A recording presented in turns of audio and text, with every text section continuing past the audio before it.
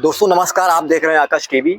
आकाश TV में दोस्तों आपका बहुत बहुत स्वागत है। आज हम बात करते हैं स्वर्गीय बाबू मित्रसेन यादव जी के बेटे पूर्व डीआईजी साहब से। उनके घर पे आवास पे आए हैं और जानते हैं मिल्कीपुर का उपचुनाव किस दिशा में किस दशा में है। आइए उनसे बात करते हैं और अगर आपका कोई क्वेश्चन होता तो कमेंट बॉक्स में आप लोग बता भी सकते हैं, पूछ सकते हैं। सर हमारे चैनल में आपका बहुत बहुत स्वागत है। जी जी, बहुत बहुत धन्यवाद आपको, आपके दर्शकों को भी। कुर्सी ले लो।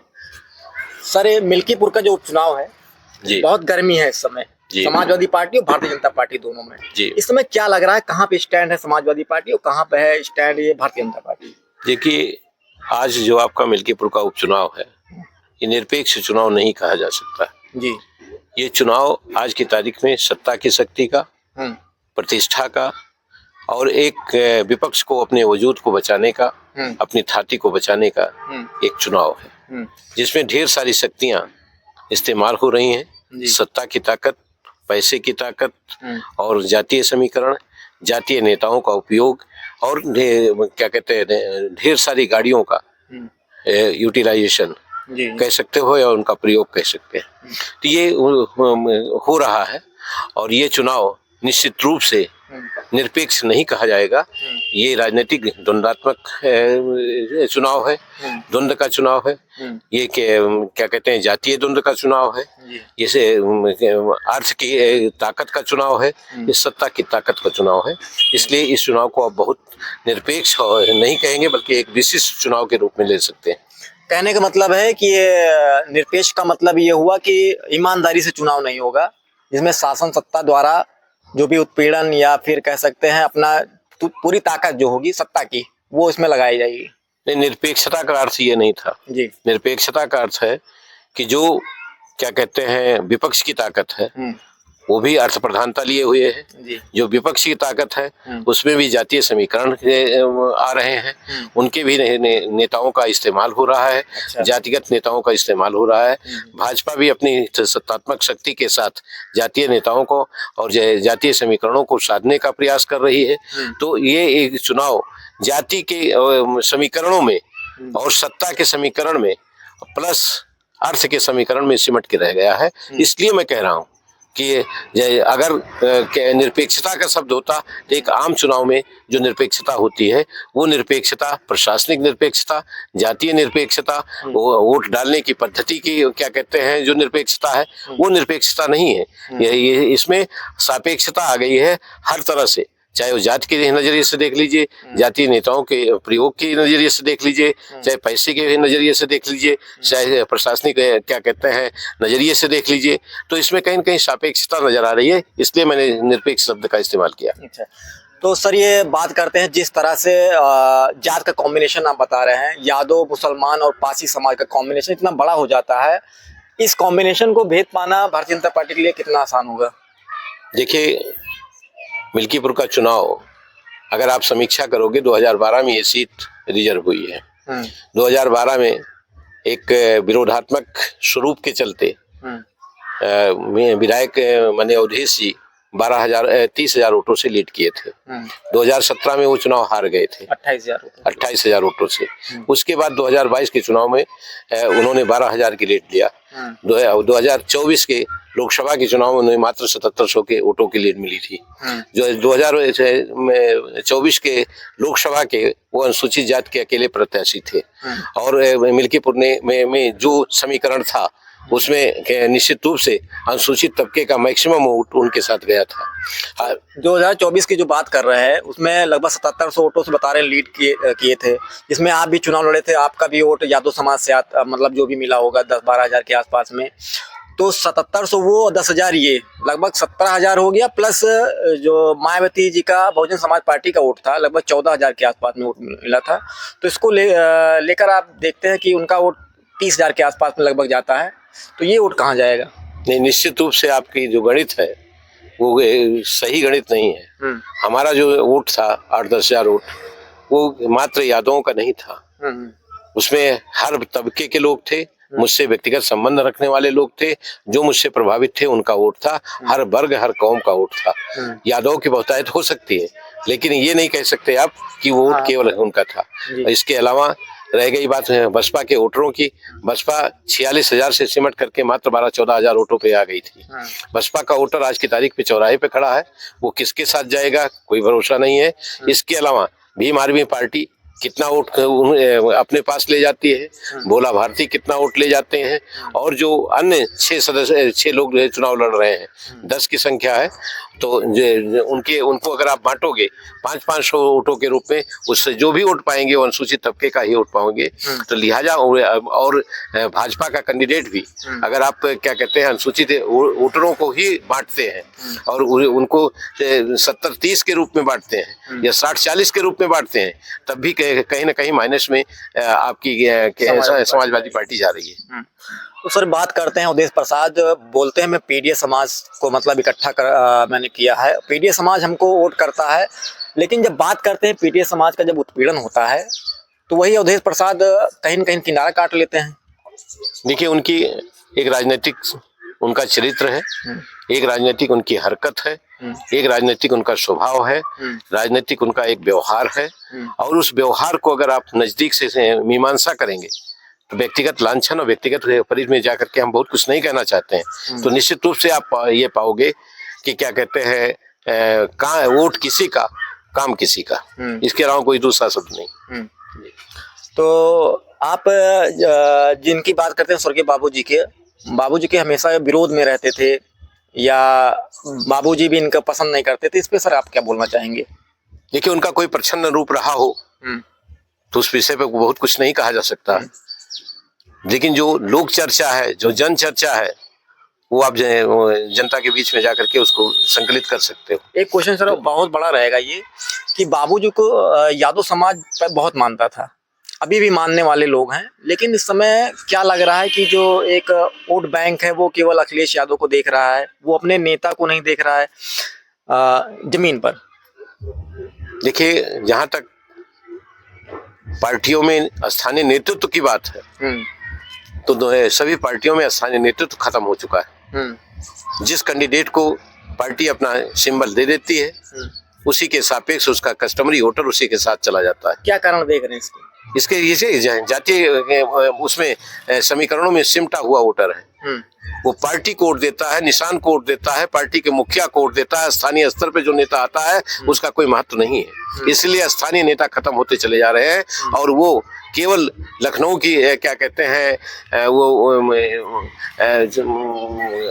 उन्हीं उसी के चक्कर काटने के सिवा, उनके चक्कर काटने के यहाँ और उनकी ताबेदारी के सिवा और कुछ नहीं बचा है। पार्टियों का जहाँ तक व्यक्तिगत स्तर पे राजनीति करने वाले हैं, जो कि अपनी वजूद बनाने वाले हैं, जमीनी नेता जिन्हें कहा जाता है, उनका अभाव हो चला है। सर बात करते हैं बाबूजी फैजाबाद और आसपास के 2-3 जिलों में प्रभावित थे, वो लोगों की मदद करते थे, लेकिन इस समय लग रहा है कि उनको स्थानीय नेता न चुनकर किसी को, वो केवल राष्ट्रीय पार्टी को देख रहे हैं, या पार्टी को आप कह सकते हैं समाजवादी पार्टी को यादव लोग चुन रहे हैं। देखिए मैं आपको मैं बता चुका हूँ कि आज का वोटर बायस्ड है, जातियों में सिमटा हुआ है, पार्टी में सिमटा हुआ है, निशान के सापेक्ष वो सिमटा हुआ है, उसकी अपनी कोई सोच नहीं रह गई है, और ना वो व्यक्ति को वोट देता है, वो पार्टी को वोट देता है, कैंडिडेट को वोट नहीं देता है। लिहाजा उसके चलते जो आज की तारीख में स्थानीय स्तर पर जो आम आवाम की मदद होनी चाहिए, जो उनकी रहनुमाई होनी चाहिए, जो उनके सुख दुख में शिरकत की बात होनी चाहिए, वो नहीं हो पा रही है। और स्थानीय नेता अपने को कहीं न कहीं ठगा समय महसूस करते हैं, वो टिकट के लिए ज़्यादा प्रयासरत रहते हैं जनता के बीच में जाकर के उनके सुख दुख में शिरकत करने की बजाय। लिहाजा वह आज की तारीख में जो परिस्थितियाँ हैं और जो वोट की पद्धति है वो बदल चुकी है, और उसका खामियाजा ये जनता अपना नेता, अपना रहनुमा और अपना कैंडिडेट अपने बीच का कोई आदमी चुन करके नहीं भेज पा रही है।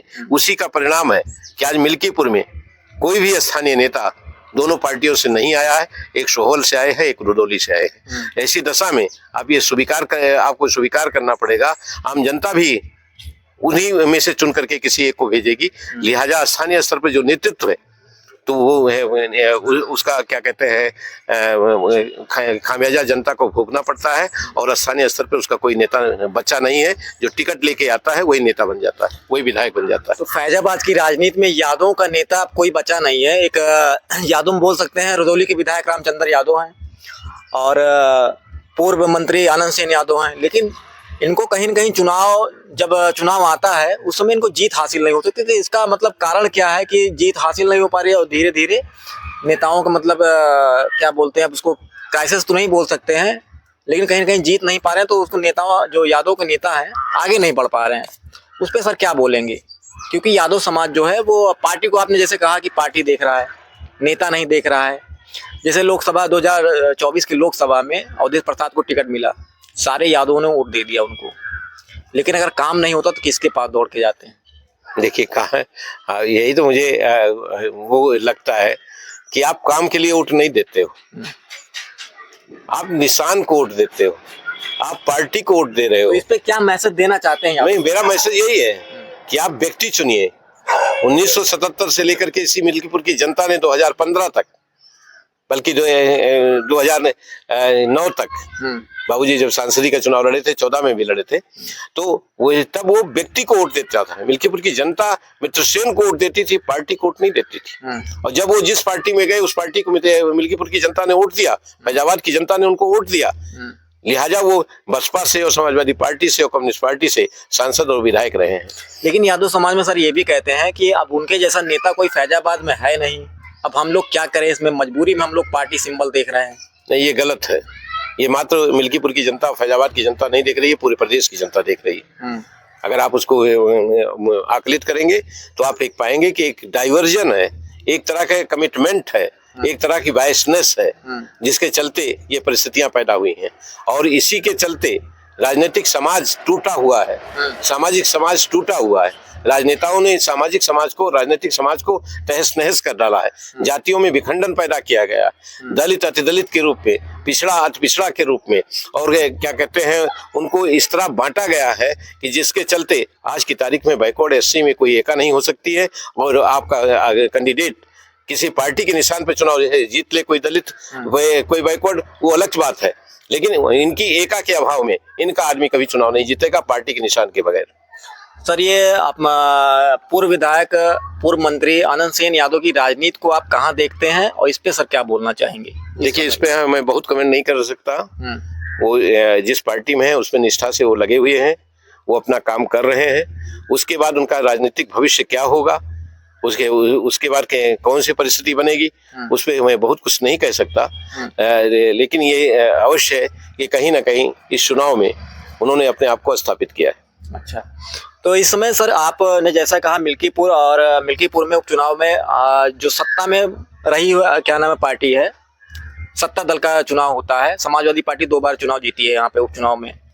इस बार आपको क्या लगता है कि वही चुनाव सत्ता दल भारतीय जनता पार्टी जीतेगी या समाजवादी पार्टी भी चुनाव जीत सकती है? देखिए, अगर सत्ता की ताकत, आर्थिक ताकत, उनके नेताओं और मंत्रियों का प्रभाव बना, जातीय समीकरण बने, तो वो सत्ता के सापेक्ष चुनाव जा सकता है। और हमेशा उपचुनाव बहुत कुछ माना भी जाता है, बहुत कुछ होता भी है। इसका प्रैक्टिकल रूप भी यही है कि वो सत्ता के सापेक्ष जाता रहा है। रह गई विपक्ष की बात, चूंकि ये यहाँ उसकी पुरानी थाती है, उस थाती को बचाने के लिए विपक्ष अपनी सारी योजनाएं बना रहा है। लेकिन जो कैंडिडेट है वह उसके सापेक्ष कहीं ना कहीं लोगों में उदासीनता है, क्योंकि कैंडिडेट ने गांव का भ्रमण नहीं किया है, किसी सभा को संबोधित नहीं किया है, और कैंडिडेट नहीं चुनाव लड़ रहा है, बल्कि यहाँ पार्टी चुनाव लड़ रही है और दूसरे जो नेता यहाँ के स्थापित नेता हैं वो चुनाव लड़ रहे हैं। कैंडिडेट का कहीं कोई रोल चुनाव में नहीं है। आप ये भी मानते हैं अगर कैंडिडेट समाजवादी पार्टी का बदला जाता तो कुछ लड़ाई और मजबूत हो सकती थी? जितना बल, आर्थिक बल, राजनीतिक बल उस कैंडिडेट के परिवार के सापेक्ष है, उतना बलशाली आर्थिक रूप से, सामाजिक रूप से, राजनीतिक रूप से कोई दूसरा कैंडिडेट नहीं था, विकल्पहीनता थी। लेकिन अगर संजीदगी के नजरिए से और क्या कहते हैं एक संजीदा कैंडिडेट कोई दूसरा आया होता तो हो सकता था कि निरपेक्ष भाव से जो लोग नहीं इंटरेस्टेड नहीं है, जिनकी रुचि नहीं है, जो इस चुनाव को से किनारा कर रहे हैं और वो मजबूरी में जाके वोट देंगे या नहीं देना चाहते हैं, वो कहीं न कहीं हरकत में आते और एक मैसेज जाता कि परिवारवाद को छोड़ करके और एक कार्यकर्ता को टिकट दिया गया है और इस मैसेज का चुनाव का परिणाम कुछ भी होता, लेकिन कहीं ना कहीं एक मैसेज पीडीए के सापेक्ष और सार्थकतापूर्ण मैसेज आता जो कि फायदेमंद होता। एक क्वेश्चन इसी पे और बन रहा है, आपने कहा जो परिवार में नहीं टिकट मिलता, तो ये भी लोग पूछते हैं और बोलते हैं कि 9 बार के विधायक जो अपने आप को बताते हैं उदय प्रसाद जी और 3 बार के कैबिनेट मंत्री और 1 बार सांसद हुए, क्या कोई दलित नेता यहाँ पर बना नहीं पाए या बनाना नहीं चाह रहे हैं? क्या हुआ, कैसे क्या हुआ? बट वृक्ष के नीचे कभी भी दूसरे पौधे नहीं उगते, बस आप इतना जान लीजिए। बताइए जनता को, हमारी नहीं, मैं खुद कहता हूँ, बट वृक्ष के नीचे दूसरे पेड़ नहीं पनपते। जब वो कहते हैं कोई ऐसी मतलब कोई दलित यहाँ फैजाबाद में हमारे मुकाबले या इनके कैंडिडेट के मुकाबले जब हुआ नहीं, जब किसी ने बनाया नहीं, तो होगा कैसे? नहीं, निश्चित रूप से कहीं आज की तारीख में अगर आप प्रदेश स्तर पे जाना चाहते हो, जिले स्तर को छोड़ दीजिए, मुस्लिमों को सर्वमान्य नेता कोई है? बैकवर्ड का ही कोई सर्वमान्य नेता है क्या? कोई दूसरा कुर्मियों में क्या कहते हैं बाबू बेनी प्रसाद बन सकता है क्या? अनुप्रिया पटेल जी का जो आज की तारीख में थोड़ा सा वो है कुर्मी वर्ग में, उसको उसके सापेक्ष अगर आप देखना चाहेंगे तो उनका सीमित प्रवेश है, लेकिन एक सर्वमान्य नेता के रूप में बैकवर्ड का अगर कोई आदमी आपको लखनऊ में दिखाई पड़ता हो, कहीं है तो जातीय समीकरणों में सिमटे हुए लोग हैं। निषाद वर्ग का अलग है, राजभर का अलग है, कुर्मी का अलग है, लेकिन वो प्रदेश स्तर के नेता हैं या क्या कहते हैं उनको पूरे प्रदेश के लोग स्वीकार कर रहे हैं, ऐसा नेता कोई नहीं रह गया है। लेकिन सर बाबूजी भी थे, बाबूजी ने तो बहुत सारे हर जातियों में नेता बनाया है। बाबूजी का व्यक्तित्व बड़ा विराट व्यक्तित्व था, उनकी राजनीतिक सोच और उनकी गरीबों की रहनुमाई, उनके मजलूमों की लड़ाई, उनके शोषितों वंचितों के प्रति उनके दिल दिमाग में जो सिंपैथी, जो श्रद्धा, जो विश्वास था उनका गरीबों के प्रति और गरीबों का उनके प्रति, वो आज भी बना हुआ है। उनके जैसा नेता ना पैदा हुआ है ना पैदा होगा, ना जिस तरह का समाज और जिस तरह के कमिटेड लोग उस समय थे, वो कुछ भी करने के लिए तैयार थे। बाबूजी के साथ हजारों लोग जेल जाते थे, आज की तारीख में एक आदमी भी किसी के साथ जेल जाने को तैयार नहीं है और ना कोई धरना प्रदर्शन आज की तारीख में सक्सेस हो रहा है। ऐसी दशा में उस समय की बातें, उस समय के लोग, उस समय का राजनीतिक वातावरण, सामाजिक वातावरण, उसमें बैकवर्ड, एससी, अल्पसंख्यक सारे लोग मिलकर के बाबूजी के साथ थे। आज की तारीख में वो खंड खंड विखंडित हो गया। तो आपका राजनीतिक समाज भी बदल चुका है, राजनीतिक सोच बदल चुकी है, जो नई पीढ़ी है उसकी सोच बदल चुकी है, उसका स्वार्थ हावी है, उसकी मतलब परस्ती हावी है। उस समय लोग एहसानमंद हुआ करते थे, आज एहसानमंदी नाम का कोई विषय नहीं बचा है, कोई सब्जेक्ट नहीं बचा है। जिस आदमी का आपने उद्धार किया है, कोई जरूरी नहीं कि या उसका काम किया है, कोई जरूरी नहीं कल वो आपके साथ खड़ा होगा। हो सकता है जातीय समीकरणों में आपके जा करके वो आपके खिलाफ वोट करे। ये इस चीज को मैंने अपनी आंखों से देखा है कि जिनके साथ हमने भला किया था, जिनके साथ मैंने काम किया था, वो सारे लोग कहीं नजर नहीं आए। तो सर आज योगी जी की रैली थी, इस रैली से कुछ प्रभाव पड़ेगा आगे?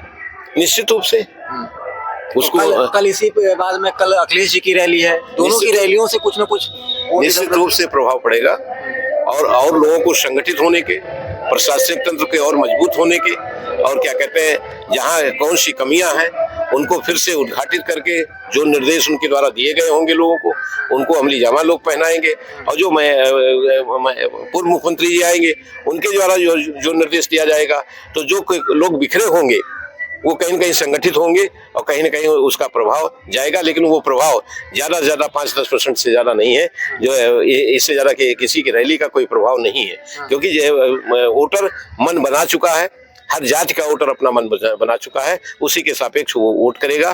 किसी के आने जाने से बहुत ज्यादा अंतर नहीं पड़ने वाला है। तो एक लास्ट क्वेश्चन ये रहेगा, समाजवादी पार्टी और भारतीय जनता पार्टी दो ही आमने सामने लड़ाई में है और सूरज चौधरी जी लड़ रहे हैं, उनका तो जो जनता जो भी करेगी, लेकिन दोनों पार्टियों की अगर हम बात करते हैं तो कहाँ पे परसेंटेज में, अगर 100% में अगर उनको तौला जाए तो कहाँ पे दोनों पार्टियां किस परसेंटेज पे कितनी खड़ी? देखिए, अगर सत्तात्मक शक्ति प्रभावी हुई तो ये अंतर बहुत होगा। नहीं, आज करंट के डेट में नहीं है, ये मैं कह रहा हूँ कि अगर सारी शक्तियां जो सत्ता के द्वारा प्रयोग की जा रही हैं वो प्रभावी हो गई तो निश्चित रूप से अंतर बहुत बड़ा होगा, जिसके बारे में कुछ नहीं कहा जा सकता, लेकिन इतना बड़ा अंतर होगा जितना मिल्कीपुर में आज तक अंतर नहीं हुआ था। नहीं सर, 100 में जैसे 50 पे ये है, 60 पे वो है, ऐसा नहीं कर सकता। ये अंतर 60-40 का भी हो सकता है। अच्छा। ये अंतर क्या कहते हैं 35-65 का भी हो सकता है। तो ये अंतर 45-55 का नहीं होगा। ये अंतर जो शब्द मैंने इस्तेमाल किया वो शक्तियां अगर प्रभावी हुई तो ये अंतर 65-35 का होगा, 40-60 का होगा। दोस्तों, आप लोगों ने देखा होगा अरविंद सेन यादव पूर्व DIG साहब का इंटरव्यू बेबाकी से हुआ। आप लोगों को क्या राय है कमेंट बॉक्स में जरूर बताइएगा। धन्यवाद।